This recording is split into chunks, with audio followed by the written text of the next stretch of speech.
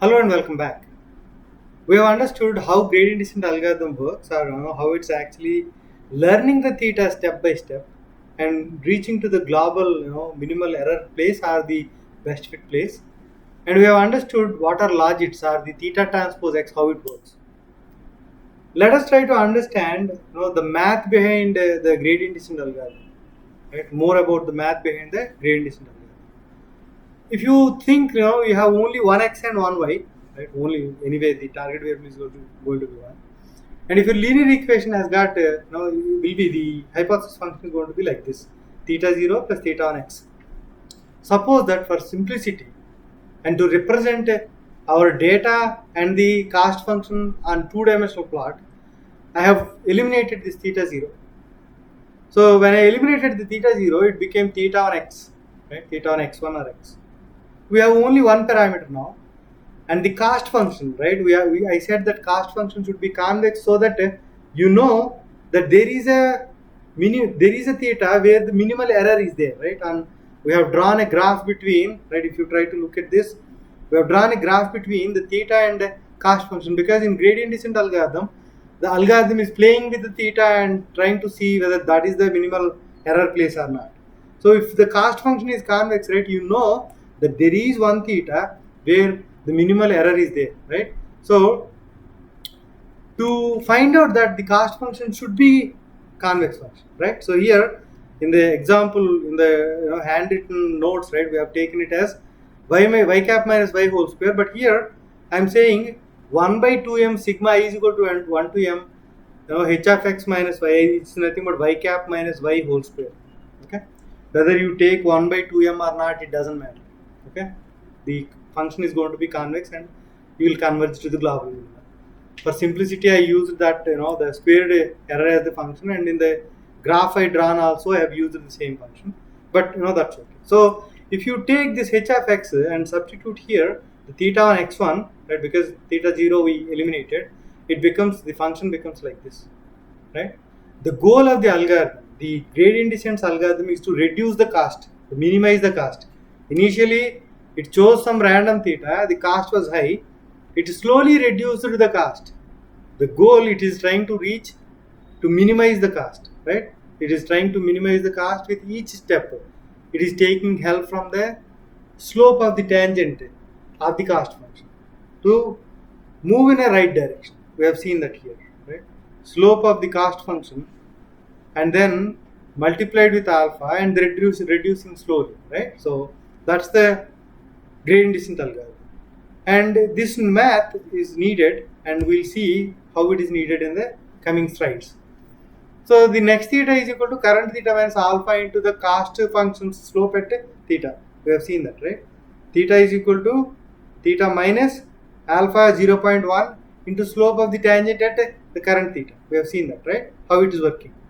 The slope is also known as the derivative of the cost function with respect to theta. Why this is, we'll see it in a moment. Why derivative actually calculates the slope of the tangent of slope of the tangent of the cost function, right? So we'll see that in a moment. So this is the formula, and we can actually use derivative to calculate the slope. And if you have multiple thetas, right, you should be updating the theta simultaneously. You should be taking the next temp 0, current theta 0 minus alpha into whatever the slope, and then temp 1 is equal to current theta 1 minus alpha into whatever the slope, and then simultaneously update theta 0 is equal to temp 0 and theta 1 is equal to temp 1, like that. So if you have n number of thetas, right, you need to calculate n temp values and then update them all at once, because one theta is used in other slopes calculation, the theta 0 is used across other slopes calculation, theta 1, theta 2 and all that. So when you update the theta directly here, this change will affect, and the movement, the line movement will not be so appropriate. It will be zigzag and it will be slow. Okay, so you need to update all the theta simultaneously. If you are implementing the algorithm, this point is needed. If not, it is not needed, and implementation is already there in scikit-learn and we'll use it. So why this derivative calculates the slope? We'll try to understand that. our formula to calculate next theta is equal to current theta minus slope of the tangent at the current theta. And in the previous slide, we said that derivative of the cost function with respect to theta calculates the slope. How? We'll understand now. So here, if you think that your theta is somewhere here, and the slope, the uh, tangent, right? The tangent for the cost function is like that, right? If your theta is like here, right? Maybe a 6 or something. Right? Let me take another color, right? This 6, and we have drawn a tangent at 6 to the cost function. We need to calculate slope, right? What is slope? Height by width is the slope, right? So if you have to calculate a slope, let us try to magnify this dot and try to take two dots on it and draw a line. Or suppose that there are two dots on that very close to each other, and then we draw this tangent. Okay, suppose that. So when there are two dots which are very close, that means this h, right? H is almost equal to 0, right?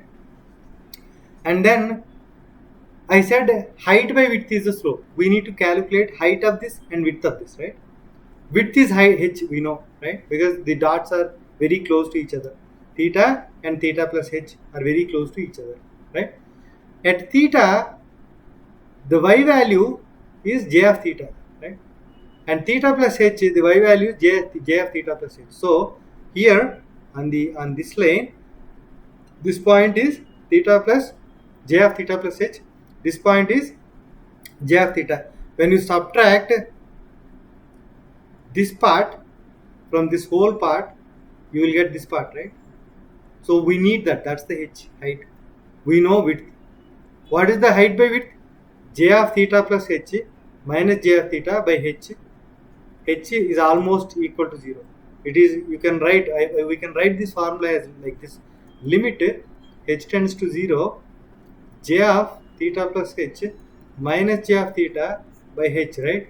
This is nothing but the derivative formula, derivative of cost function, this j of theta with respect to theta, right? If you see the derivative of f of x with respect to x is equal to f of x plus h, sorry, limit h tends to 0, f of x plus h minus f of x divided by h, right? This is like that, right? This formula is like that, where instead of f of x you have j of theta, that's it, right? So you can use the derivative of the cost function with respect to theta as the slope of the tangent, right? Then the formula becomes like this: theta is equal to theta minus alpha into slope is nothing but derivative of the cost function with respect to theta. We are taking the partial derivative because when you are doing multiple linear regression, you will have many thetas. You need to consider, while calculating slope at one theta, you need to consider other thetas as constant. So in partial derivative, we'll do that. So we are taking the partial derivative. So that's about little bit math behind the gradient descent algorithm. And in coming session, we'll talk more about convergence, divergence, and all that stuff. Thank you.